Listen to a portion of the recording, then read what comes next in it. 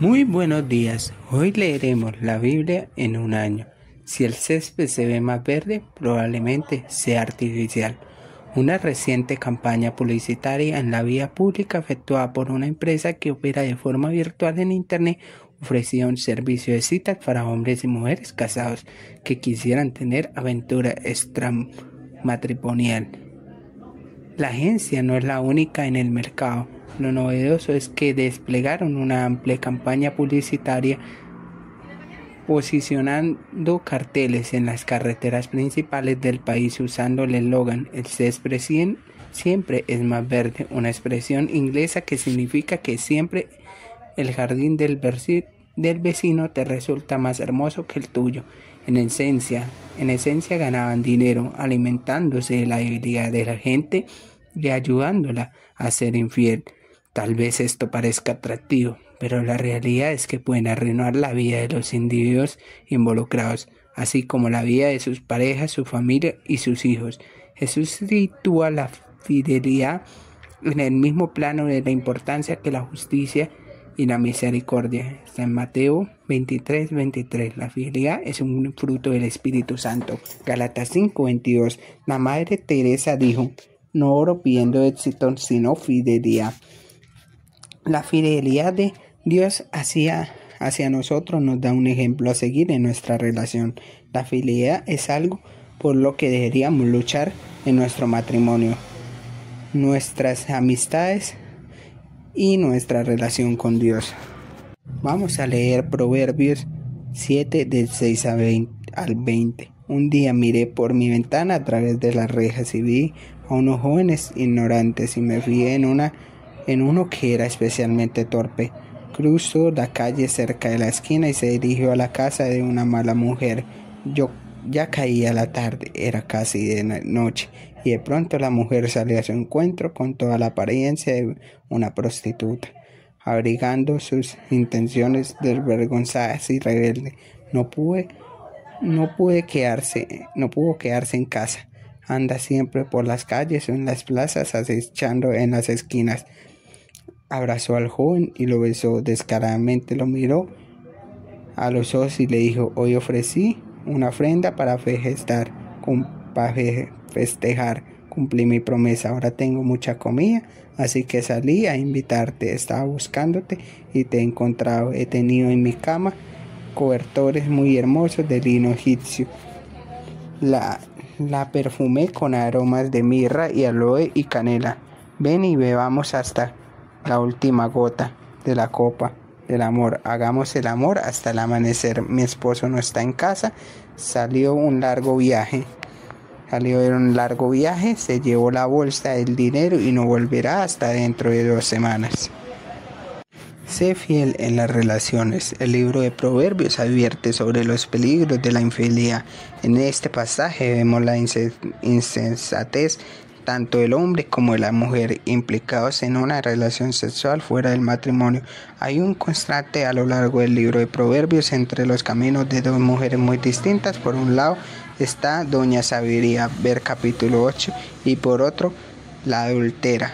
En este capítulo, gran parte de la enseñanza se presenta como el consejo de un padre a su hijo, pero relevante para todos. El padre urge a su hijo a abrazar a doña Sabiduría, hacer todo lo posible para evitar a la adúltera. Se ha dicho que la oportunidad golpea la puerta, pero la tentación se recuesta sobre el timbre. La tentación sexual está en todas partes, siempre está el acecho en cada esquina.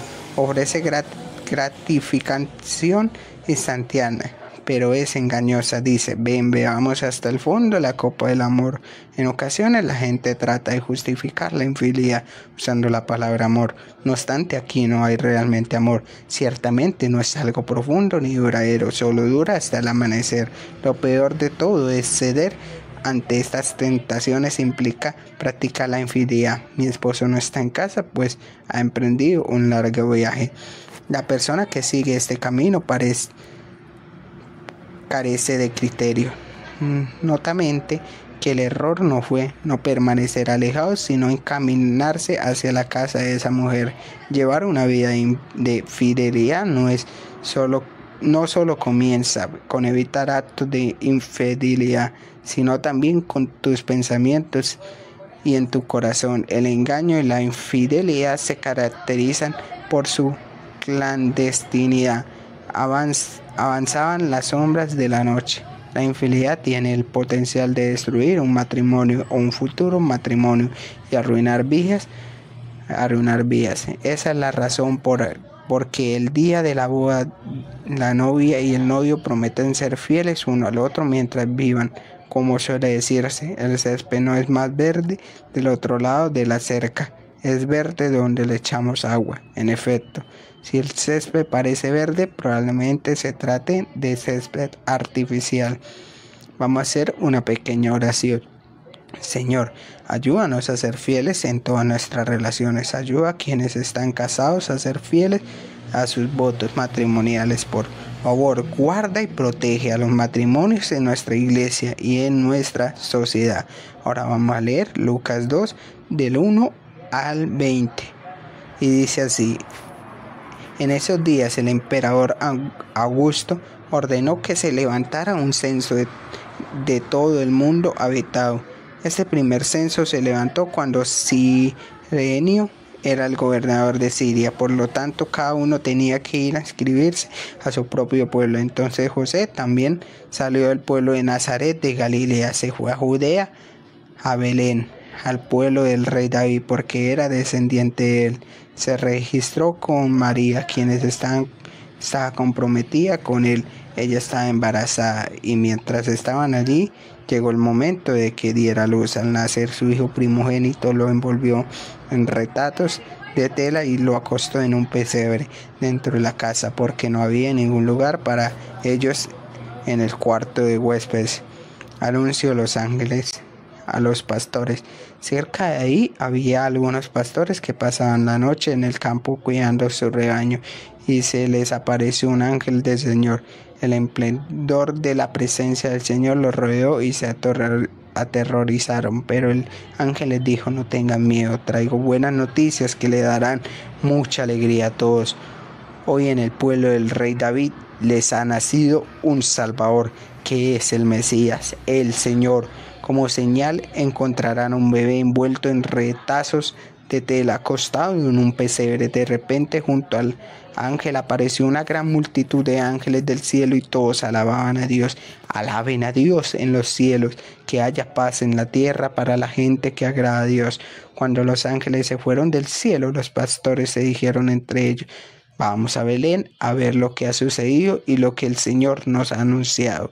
Así que fueron deprisa y encontraron a María y a José y vieron al bebé acostado en el pesebre. Cuando los pastores lo vieron, les contaron a todos lo que se le había dicho acerca del niño. Todos los que escucharon se asombraron de lo que los pastores le contaron, pero María reflexionaba sobre todo esto y trataba de entenderlo. Después los pastores regresaron alabando a Dios por su grandeza, por todo lo que había visto y oído. Todo había sucedido como se les había dicho. Sé fiel al llamado de Dios, sus promesas y su mensaje. La fidelidad de aquellos que desempeñaron una parte en el nacimiento de Jesús es de gran inspiración. Ser fiel al llamado de Dios. En este relato vemos cómo José fue a Belén para inscribirse junto con María, su esposa. Ella se encontraba encinta y mientras estaban allí se le cumplió el tiempo. Seguramente no era algo bien visto. José sabía que María no había sido infiel. No obstante, él sabía que para todos los demás parecía como si ella lo hubiera sido. José pudo haber tenido la tentación de distanciarse de ella. El relato que se encuentra en Mateo 1:19 incluso dice que consideró divorciarse en secreto de María hasta que un ángel del Señor le habló. Sin embargo, José fue totalmente fiel al llamado de Dios y a María, sin importar lo que los demás pensaran.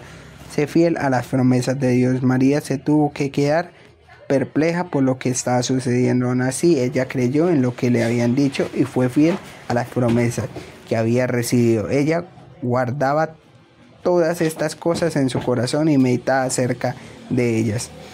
En un maravilloso ejemplo de lo que Dios hace con la profecía y otras palabras que sientas que pueden venir de Dios. A veces debes guárdala solo para ti. Como María, mantén la boca cerrada y al mismo tiempo mantén tu corazón abierto. Aterosa las promesas de Dios para ti y meditas en ellas en lo íntimo. Sé fiel al mensaje de Dios. Por otro lado, el mensaje de los pastores fue muy distinto. Eran buenas noticias para todo el pueblo. Una vez que se encontraron al bebé y en el pesebre tal como el ángel les había dicho acerca de él. Tú también has sido encomendado con este maravilloso mensaje sobre Jesús y estás llamado a difundir la palabra de manera fiel. Confía en que Dios es fiel. Por sobre todo, este es un relato de fidelidad de Dios. Todo lo que Dios le había prometido a María, José y los pastores ocurrió como les había dicho, y la fidelidad de Dios a ellos fue parte de algo aún mayor. Comenzamos a ver cómo Jesús es el cumplimiento de todas las promesas de Dios. En el Antiguo Testamento nace en el pueblo de David y su padre terrenal era descendiente del rey David. Ese es el rey prometido a quien todo el Antiguo Testamento señala. Es Cristo el Señor. Son buenas noticias para todo el pueblo. Aquí tenemos un vistazo de lo que esto significa para nosotros. Jesús es tu Salvador, por medio de quienes puedes experimentar la paz y el favor de Dios. Ya no tienes por qué llevar la carga del pecado. No tengas miedo. Al conocer a Cristo, conoces a Dios. Él mismo es Dios. Él es el Señor. La fidelidad y el amor de Dios son el cimiento sobre el que todo lo demás se edifica. Vamos a hacer una pequeña oración. Gracias, Señor, por tu fidelidad hacia mí en Cristo Jesús. Gracias porque me das esperanza, libertad y propósito. Ayúdame a ser fiel al compartir este mensaje a todo el pueblo. Ahora vamos a leer números 5 del 11 al 6 y número 27. Y dice así: ley en casos de celos. El Señor le dijo a Moisés: diles a los israelitas que se puede dar el caso de que la esposa de un hombre le sea infiel. Otro hombre tiene relaciones sexuales con ella sin que lo sepa el marido, y aunque ella ya sea contaminada, mantiene el secreto porque no hubo testigo ni fue sorprendida en el acto. El marido es la presa de los celos contra su esposa porque ella se ha contaminado. También puede darse el caso de que un marido se ponga celoso aunque su esposa no se haya contaminado. En esos casos, el marido deberá llevar a su esposa ante el sacerdote junto con una ofrenda que se requiera por ella. La ofrenda será de 2 kilos de harina de cebada. A esa ofrenda no se le echará aceite ni se le colocará incienso porque es una ofrenda de cereal de un esposo celoso. En una ofrenda de cereal hecha para poner al descubierto un pecado. Luego el sacerdote hará que la mujer se acerque ante el Señor. Después pondrá un poco de agua consagrada en una jarra de arcilla y le echará un poco de tierra tomada del suelo de la carpa sagrada. Entonces el sacerdote hará que la mujer se acerque ante el Señor. Le soltará el pelo y pondrá sus manos la ofrenda de cereal para exponer su culpa. En la mano del sacerdote estará el agua que lleva una maldición. Luego el sacerdote hará que la mujer jure y le dirá: no te afectará la maldición que lleva esta agua si eres inocente. Si ningún hombre ha tenido relaciones sexuales contigo, si no has ido por el mal camino ni te has contaminado mientras has estado casada con tu esposo.